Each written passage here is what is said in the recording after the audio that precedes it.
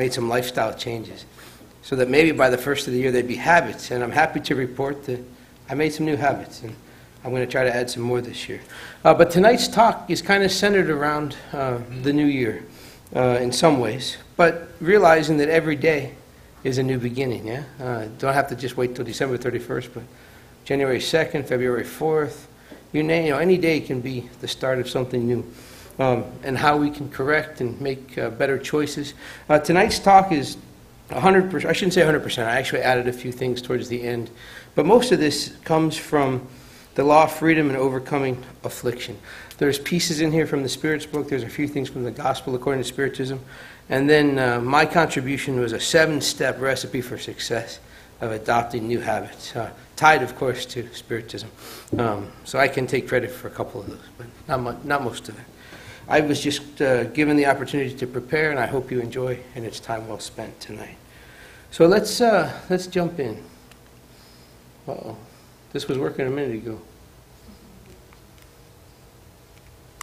What did I do wrong? All right.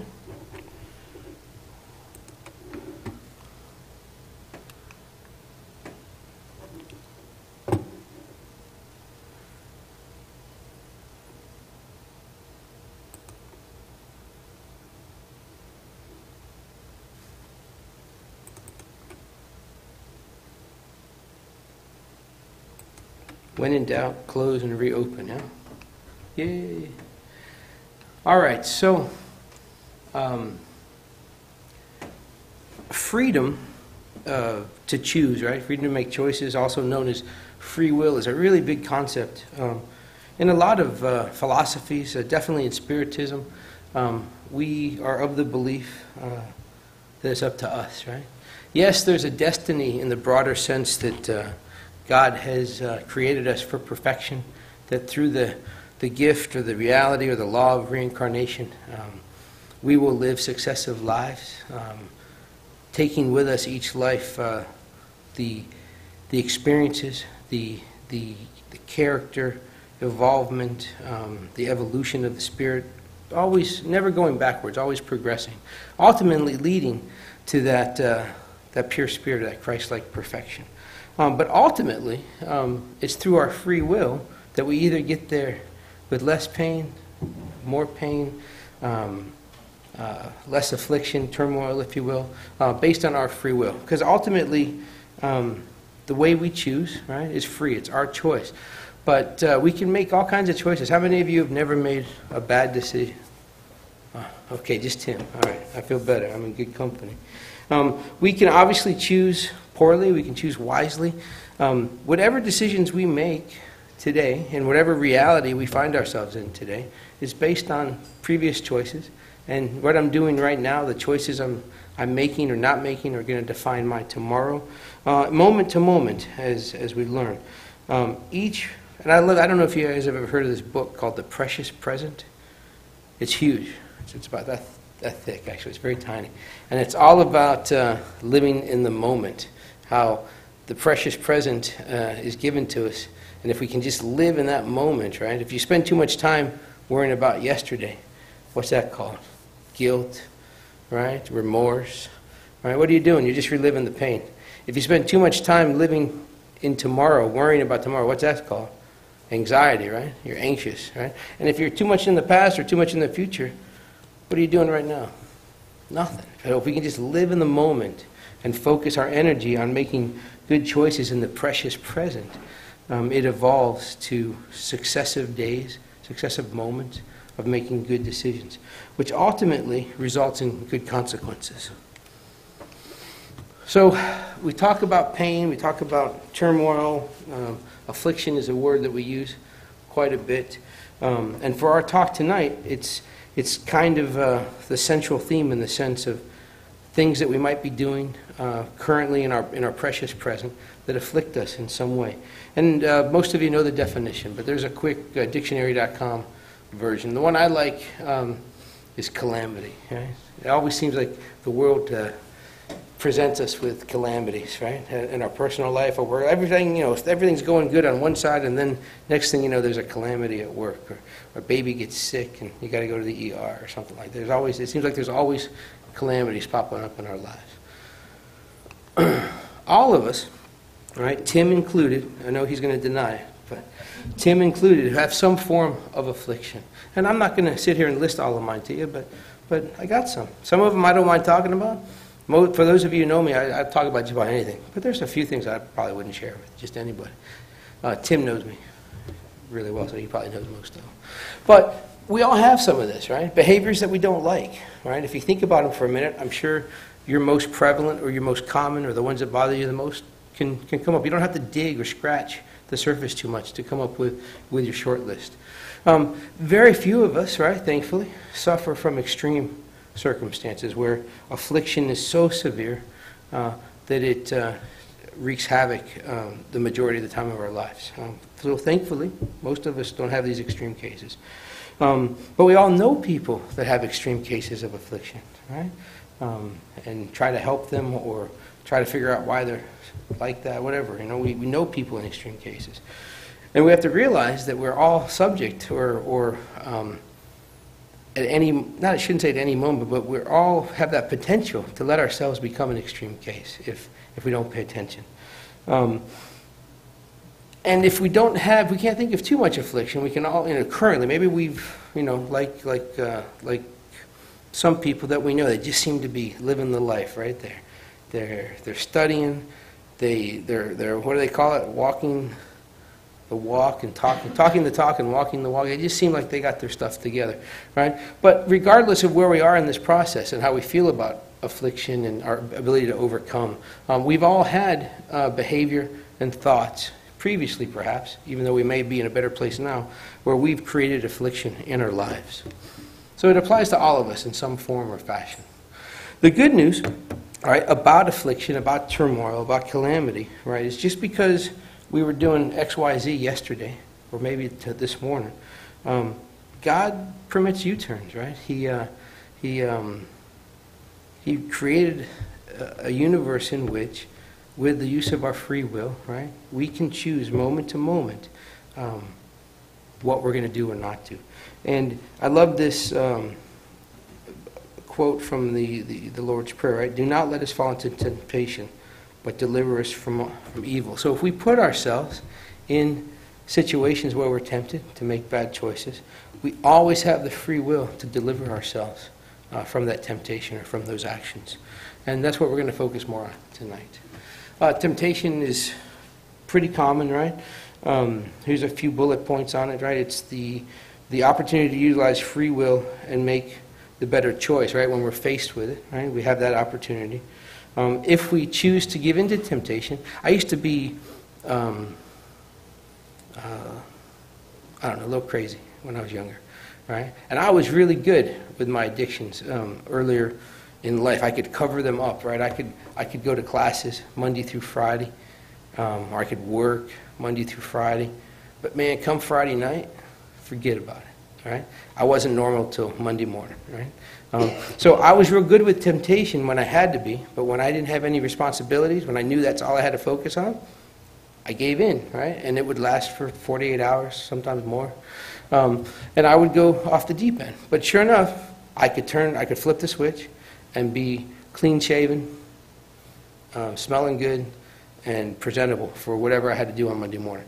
So I made really bad choices 5 days a week. 2 days a week. And 5 days a week I made pretty decent choices. But I still suffered with that temptation. And it took a long time to get past that.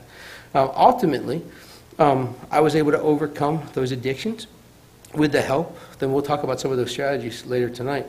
And now, for the most part of my life, I've still got a couple, but nothing illegal and nothing that's life-threatening in the short term.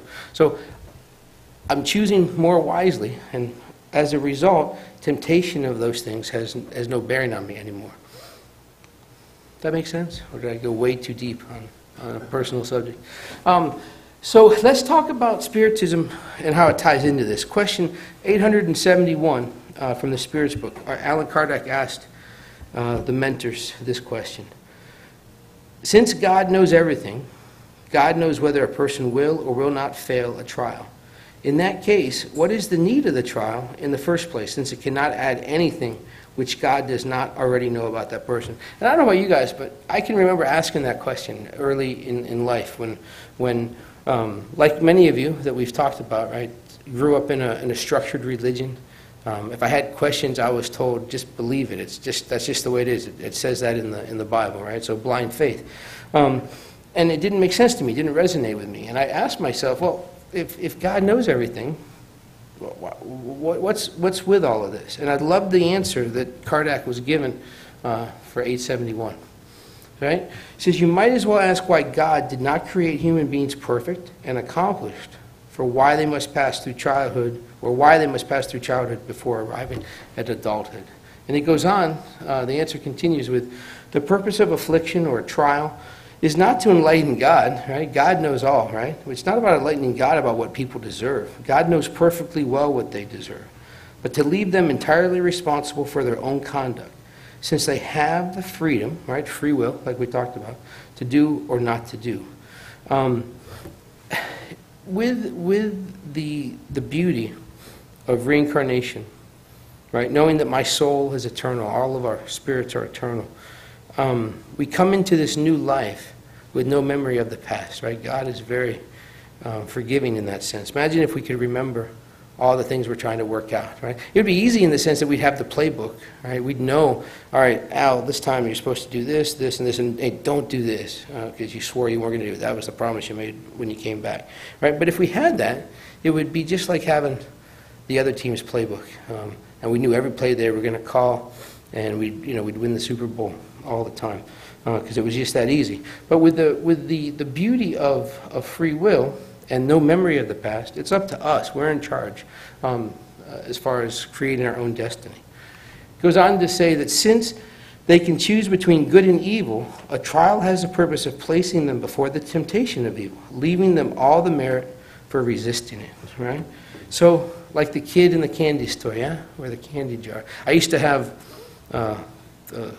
offices around town, and I would take my kids there sometimes. Back then I worked 7 days a week sometimes, and I'd spend time with my kids, but I'd go to the office because I had stuff I had to do. And in every one of my office there was this bowl of chocolate, right? You name it, those little single bites. Older people love that stuff. I guess younger guys too, but my kids, even though they knew that Daddy was probably going to let them have one, they wouldn't wait. The first place they would go and the last place they would go. The temptation was so strong.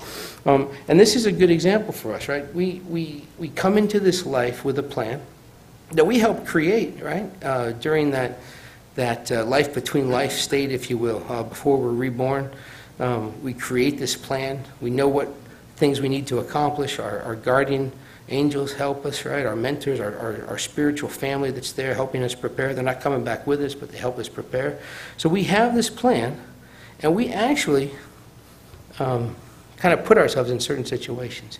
A few key things, right, that we kind of decide before we're reborn.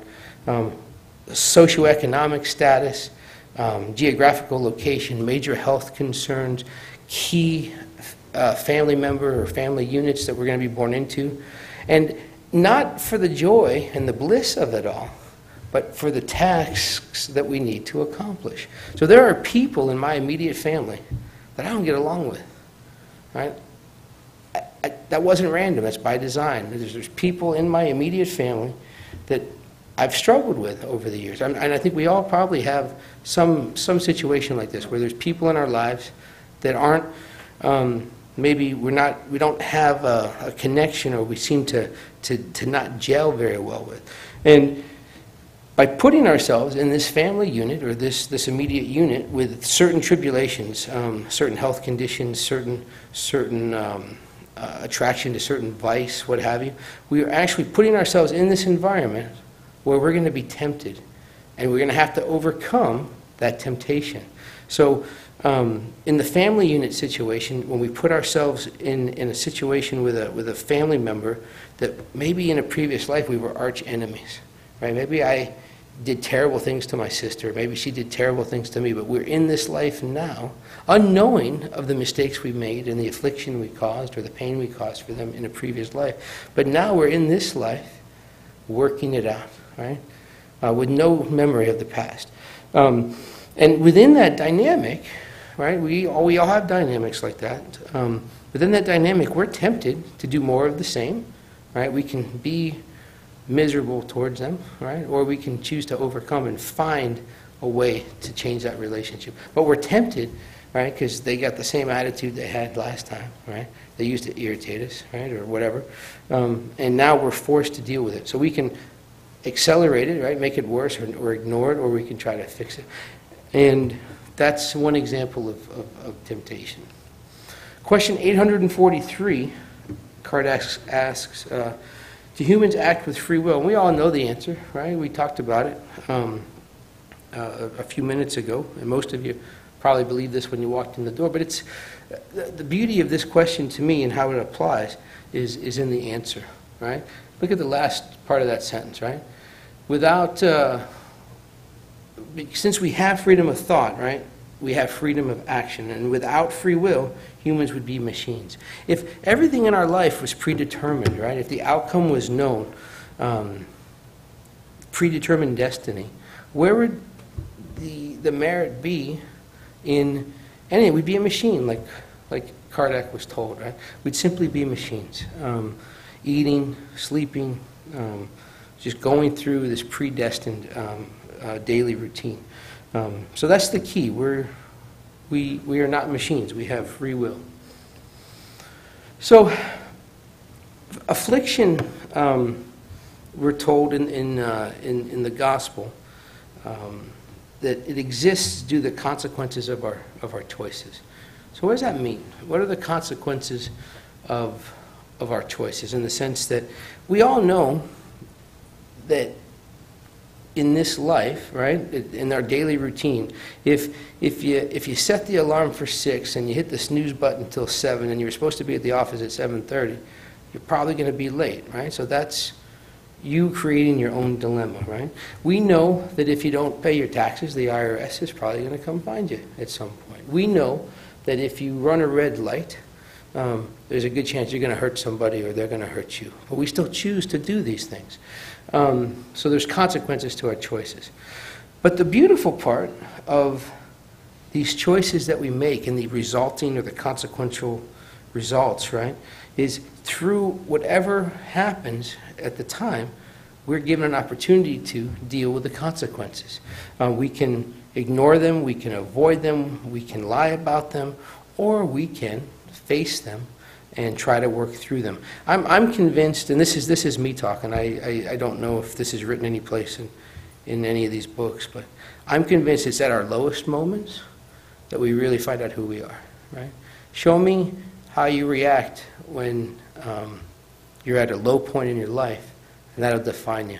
And I say that because at different periods of my own life, as I'm sure many of you, I've seen the evolution of how I know I reacted in a similar situation 30 years ago, and how just a few short years ago, faced with a similar situation, how I made a different choice. So if you look back just in this one lifetime, you can all see your growth, I'm sure. And if you don't like the changes, if you think you're still doing the same things, remember, we can make a U-turn, right? We can change direction and make better choices. And obviously, wise choices speed up our evolution, and poor choices, your affliction persists. And sometimes it's subtle, right? You make little changes and you don't feel like you're progressing, but little changes, incremental changes over a longer period of time, and before you know it, a decade's gone by, you don't feel like you're necessarily changing a whole lot, but if you look at it, you've made dramatic changes just by doing little things over time. So what's the recommendation for overcoming affliction? And Christ gave us this, right? I forget the Bible verse. I want to say it's in Matthew, but I don't remember. But when he was asked about the law, the most important commandments, he basically told the Pharisees two, right? He says the first one, right? You must love the Lord your God with all your heart, all your soul, and all your mind. That's the first, he said. And the second is love your neighbor as yourself.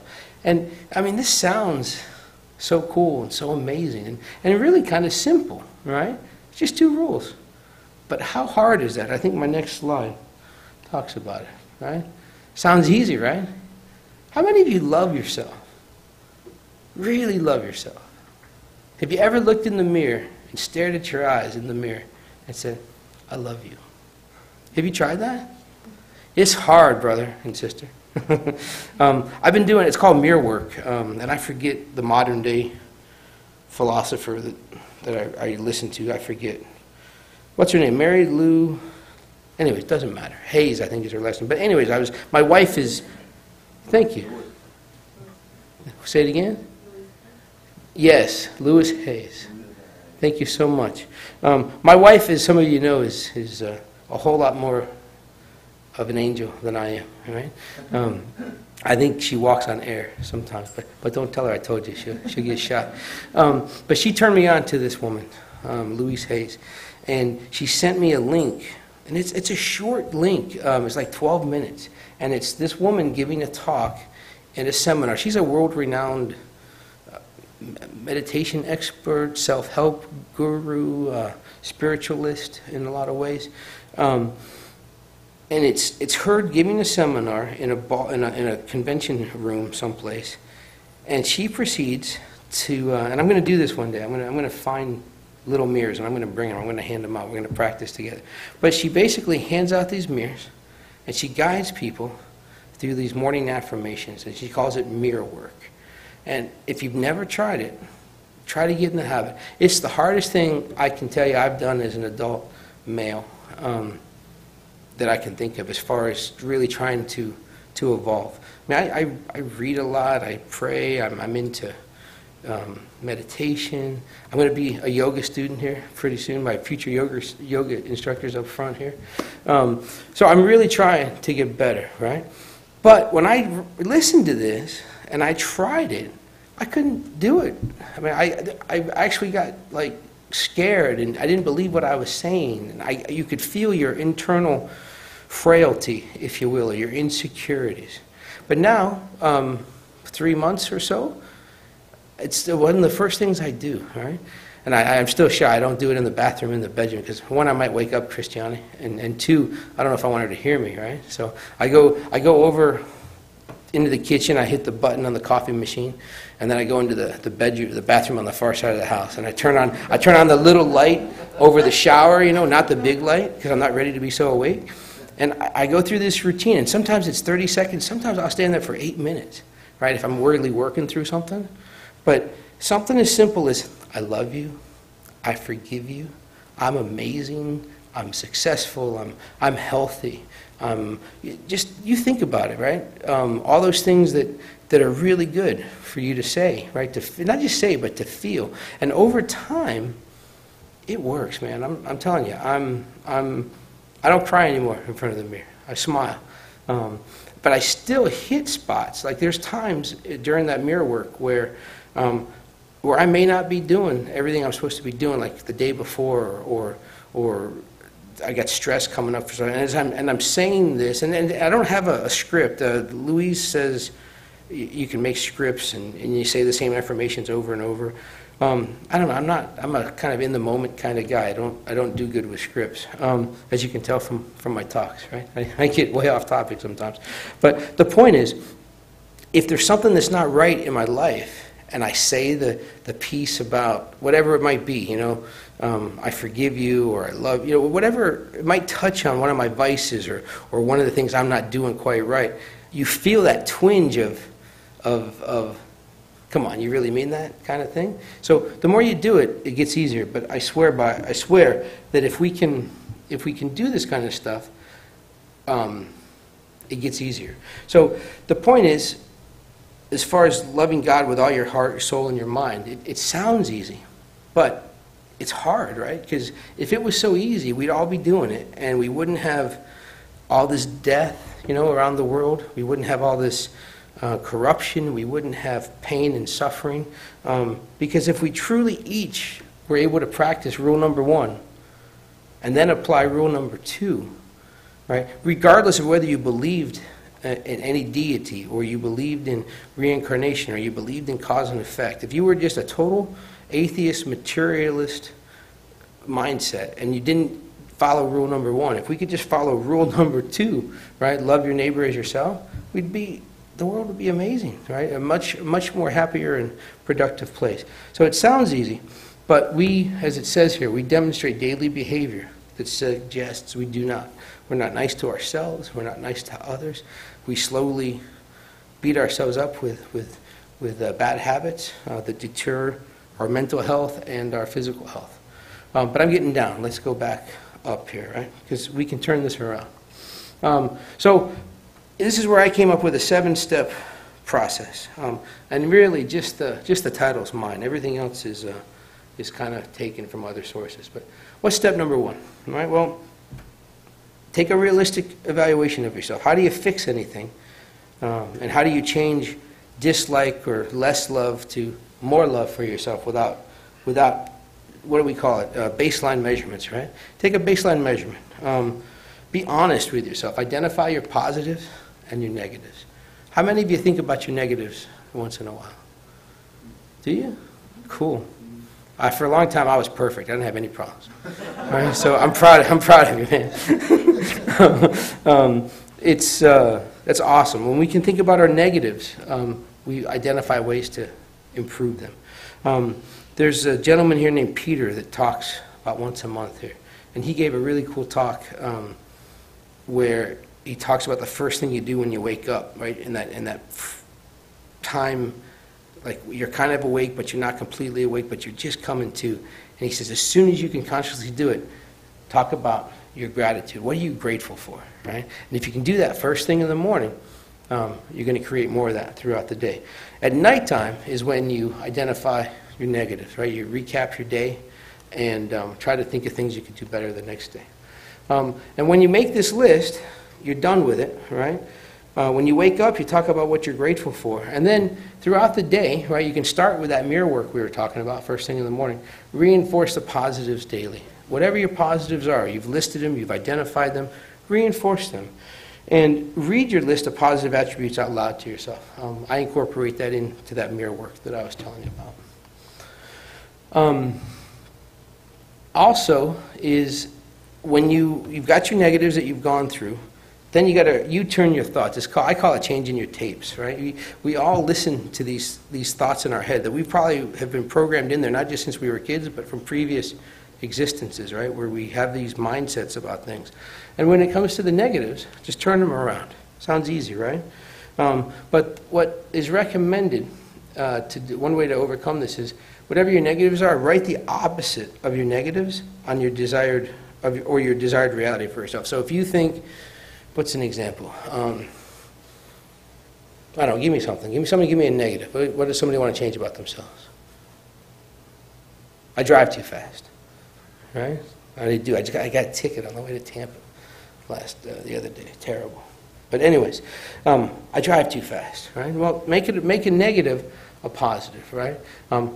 I obey the speed limit, right? Or I drive safely. I can do that one to myself. I don't know if I can ever drive the speed limit, but I don't have to drive super fast. But if you turn those negatives into positives, I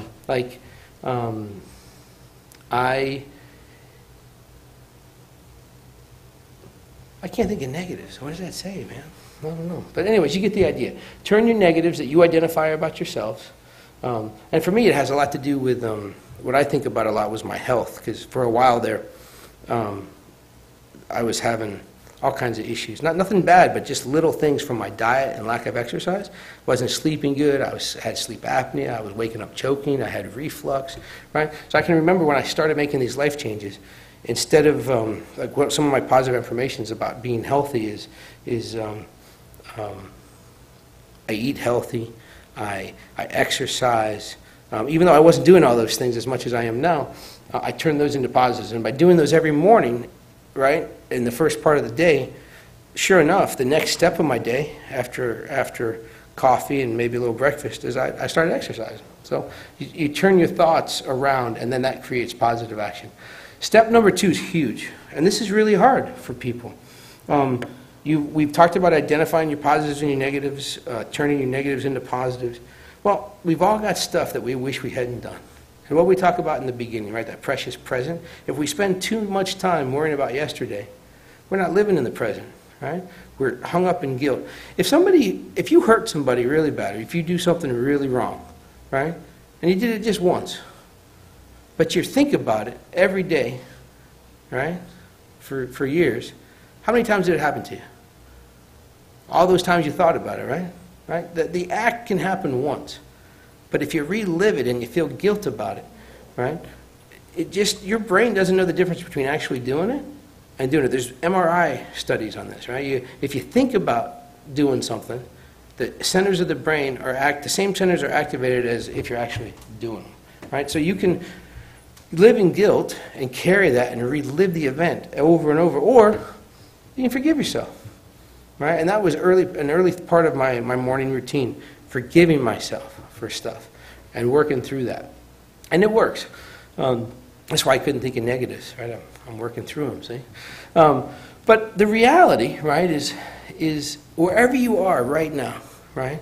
And I know a lot of you personally. You guys are great, right? I want to be just like you, right? You're awesome people, right? You're here on a Thursday night listening to me talk. I mean, there's got to be a football game or something right now, right? But the point is, wherever you are in your reality right now, in your evolution, you're exactly where you put yourself. You're a sum total of your experiences, right? And you're taking steps to improve. So let go of the bad stuff. Forgive yourself. And the only way you can do that is by honestly forgiving yourself. And that takes work. It's easy to say you forgive yourself, but to really forgive yourself, it'll take time. You'll forgive yourself for the same thing over and over sometimes. But try not to hold on to it. All right, step 3 of my 7-step process. Put your affirmations on sticky notes or note cards and keep them in many different places. And I don't know, I don't use sticky notes necessarily, but I have, we all have these phones where you can take notes and send yourself notes, and I do that a lot. I don't do it as much because of the mirror work I do in the morning. That seems to be my new thing. But whatever your affirmations are, because we're all going to have different ones, read them frequently and make them your reality. The more you repeat, there's a guy named Dwyer, he passed away last year. Wayne Dwyer, really well-known PhD researcher, speaker, what have you. He has a really good, a lot of good books, but one of them is, it leans a little bit more towards the Tao, or the Tao, I forget. But more Hindu, Eastern philosophy type stuff. And he talks about I am messages, right? And how you can trace it all the way back to it's in the Old Testament and what have you. But basically, I am is very powerful, right? So if you say, I'm ugly, I'm fat, I'm stupid, right? I got little girls, right? Little kids, right? And it's amazing what a 7 or 8-year-old, you'll hear them say about themselves. And it clicks with you that we've been telling ourselves these negative things for decades. I mean, since we were little kids, I've heard my daughter say stuff like, what are you talking about? You're stupid, right? Or whatever they say, right? We've been programming ourselves for years, since we were young. I am this, I am that. Well, stop being negative on yourself and start reaffirming your positives and the reality that you want. I'm beautiful. I'm smart. I'm intelligent. I'm successful, right? Work on that, not your negatives. And it's hard, but it's totally doable. All right, step 4. Make your thoughts and words a reality via action. There's a really good book called Conversations with God that I got into in like the late 90s, I think. There's like 4 or 5 of them. But his mantra in that, one of them was thoughts, words, actions. You think about it, and if you're thinking about it, what are you going to do next? You're going to talk about it. And if you're talking about it, you're probably going to do it. So change your thoughts. That's going to change your talk, and then your action's going to change. So fill your head with positive stuff. There's so many resources at our fingertips now, on YouTube, on Google, right? There's other spiritist channels. I mean, it's amazing what you can feed your brain. I call it Drive Time University, is what I call my commute now. It's about an hour each way, 4 days a week or so. And instead of listening to talk radio or music, and I'd still listen to music now and then, some talk radio, but most of my time now is spent listening to talks on topics like this. And I use that time to feed my brain with uplifting messages, with lessons on things I'm trying to work through. And if you put that kind of stuff in, your brain changes, right? You think better, and then you talk better, and you act better. Repeated good behavior alleviates affliction and expedites evolvement. I love that. Repeated good behavior. All right, step number 5. How many of you know this? Love is not a feeling. I don't know, I think it's a feeling. I would say I didn't realize this, but love's a choice, right? We choose, right, who we love. We choose how we love ourselves. We choose what we don't love, right? We make a choice, a conscious choice to love. And you can choose to beat yourself up about yesterday, to beat yourself about whatever your affliction is, right? Or you can choose to love yourself daily.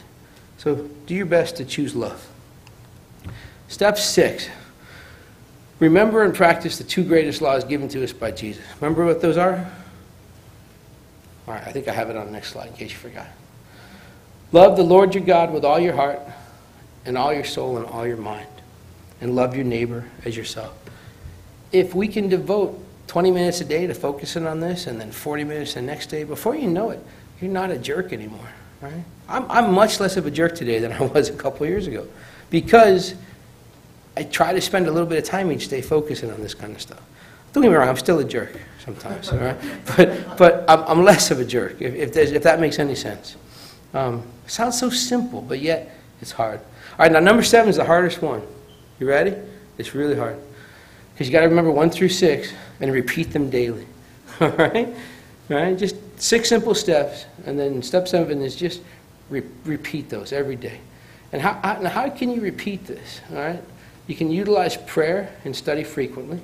You can keep a journal and review it. I ordered this self-help thing that somebody sent me on Facebook. And in my mind, it's like, man, here goes another waste of $39, right? Something I'm going to order and not use. But I've been using this thing for like 2 months, and it's amazing. It's short, it's simple, it's sweet.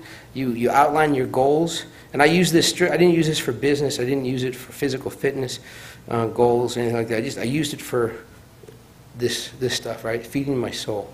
And you just list the steps you got to take to accomplish your goal, which for me was evolving, right? Being more Christ-like, is much, trying to get to that point where I'm actually not just talking about this stuff, but I'm doing it. And sure enough, 2.5 months of using it, I'm seeing changes. So keep a, however you want to do it. You don't have to go buy anything, but just get a notepad and take notes, review it, set some goals. But prayer and study frequently. What are other resources for us, right?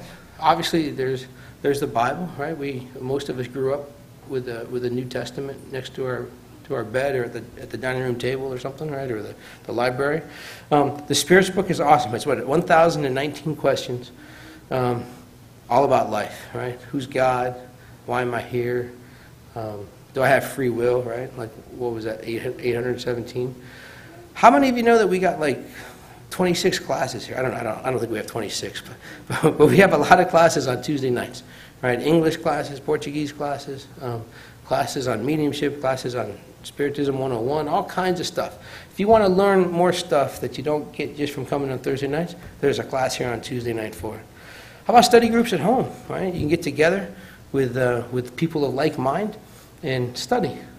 The gospel at home is a big one. I don't think I listed it here, but if you don't know how to do a gospel at home, we recommend picking the same day, the same time, weekly, and making it a strict habit, so you stay on schedule. If you don't know how to do that, we have a team here that will come to your house or teach you here. Who coordinates that? Right? Yvette's right there, the young lady that opens up our meetings on Thursdays. She's the coordinator for that. She'll teach you how to do a gospel at home. We have a team that will do it here. They'll show you here, or they'll go to your house and do it with you. It's very cool. Weekly meetings at the center. You guys are doing that. You're here.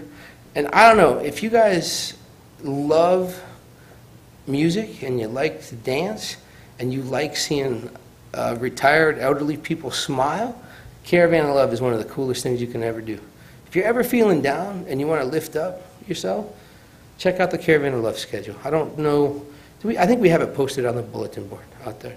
But we used to do that every Sunday for years, and then we got away from it for a while, and now we're getting back in the habit. And it's amazing how It helps my kids and helps me, helps the family. There's nothing like you're having fun, but you're giving, you're working, right? You're helping people, but at the end of the day, you're receiving so much. So those are great resources. And what's the most important? We can talk about all this stuff, right? And we can talk about reading and studying and going to meetings. But at the end of the day, and this is me talking. This isn't the Spirit's book or the gospel. What do you think our greatest resource is? If you think about it. All right, it's not a test. I'm sorry. I didn't mean to make you think. But I think, everybody look to your left. Come on, look to your left. Now look to your right. Turn around and look behind you. Now look up here. Right? Each other. All right? We are all brothers and sisters. We are all equal, right? In the sense that we were created in the very same way, simple and lacking knowledge. I've lived my lives, you've lived your lives. I've made my mistakes, you've made yours, right? But at the end of the day, I can't evolve without your help, right? You guys force me to deal with my temptations. You force me to make choices on how I'm going to live and how I'm going to act, right? And in reverse, right, I do the same for you. Without each other, without this society, without this group, what are we? Now, if I didn't want to make any bad decisions, if I wanted no temptation, I could find a little island someplace, eat coconuts and catch fish and be a hermit, right? Live by myself. But what's that going to do? No temptation. No need to interact with my fellow man, to be a jerk or be a nice guy, right? So thank you for your contribution to my involvement. And don't be afraid to lean on each other when you need some help. That's all I have for you tonight. Thank you for your attention. I'm sorry.